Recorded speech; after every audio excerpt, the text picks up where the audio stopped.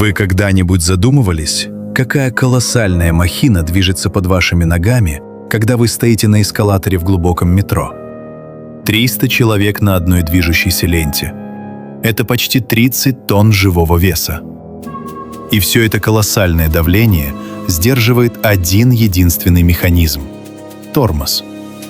17 февраля 1982 года на московской станции «Авиамоторная» этот механизм просто сдался.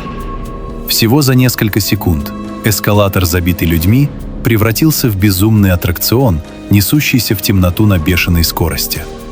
Советские власти сделают все, чтобы об этом молчали. В газетах появится лишь крошечная заметка, а Москва мгновенно обрастет жуткими, леденящими кровь городскими легендами о сотнях разорванных тел. Что там произошло на самом деле? Сегодня мы открываем файл 182 «Анатомия катастрофы, которую пытались скрыть».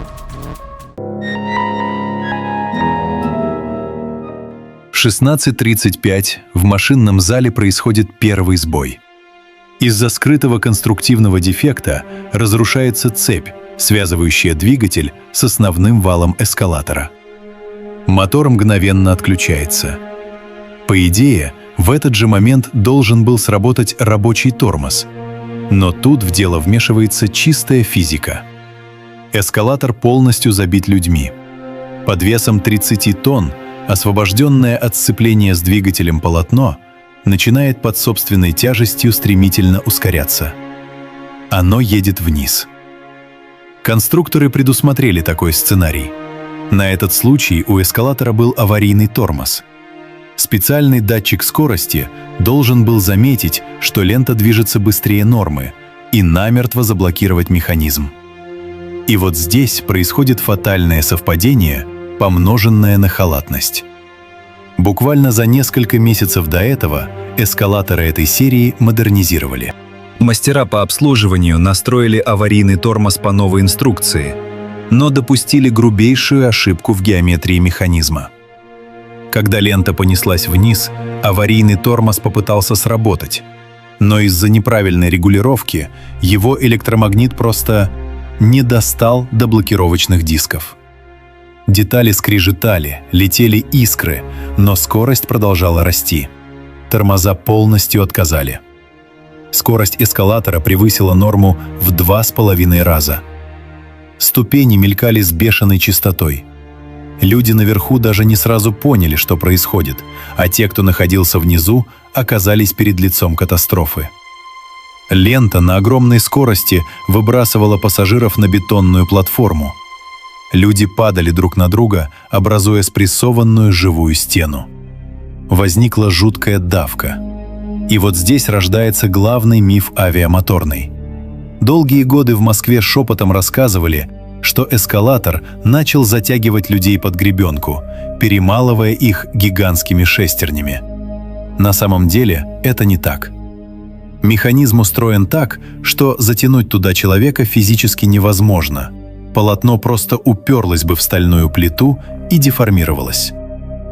Правда была в другом. Пытаясь спастись от безумной давки внизу, люди начали запрыгивать на пластиковые балюстрады. Вот эти разделительные панели между эскалаторами. Но они были сделаны из тонкой фанеры и пластика. Они просто не были рассчитаны на вес десятков людей.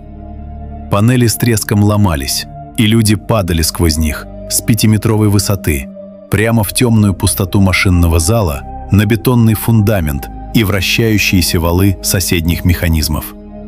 Дежурная по эскалатору попыталась остановить машину ручным тормозом, но кнопка тоже не сработала. Цепь управления уже была разорвана. Все закончилось примерно через 110 секунд, когда полотно окончательно заклинило от деформации. Станцию мгновенно закрыли, окружили плотным кольцом милиции.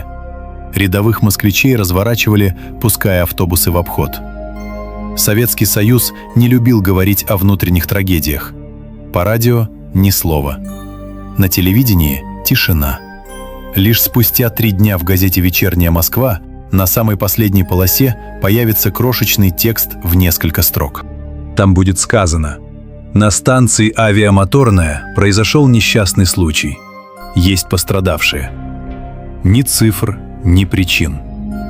Этот информационный вакуум и породил страшные слухи о сотнях погибших. Истинные цифры назовут только 9 лет спустя, в 1991 году, когда рассекретят архивы. В той катастрофе погибли 8 человек. Еще около 30 получили тяжелейшие травмы. Для масштабов огромного города цифра кажется небольшой, но для семей этих 8 человек привычная поездка на метро закончилась навсегда. Следствие шло долго. На скамью подсудимых сели мастера и инженеры, отвечавшие за обслуживание. Их приговорили к разным срокам. Но главный итог был в другом. После авиамоторной по всему Советскому Союзу были срочно остановлены и полностью перепроектированы сотни эскалаторов этой серии. Конструкцию узлов безопасности изменили раз и навсегда. Каждый раз, когда вы спускаетесь под землю и слышите привычный стук ступеней, помните, за каждым правилом безопасности в метро стоит чья-то раскрытая тайна и чья-то оборвавшаяся жизнь. Файл 182 закрыт. Если этот разбор был для вас важен, поддержите канал подпиской и лайком. Напишите в комментариях, о каких еще засекреченных инженерных авариях вы хотите узнать. Увидимся!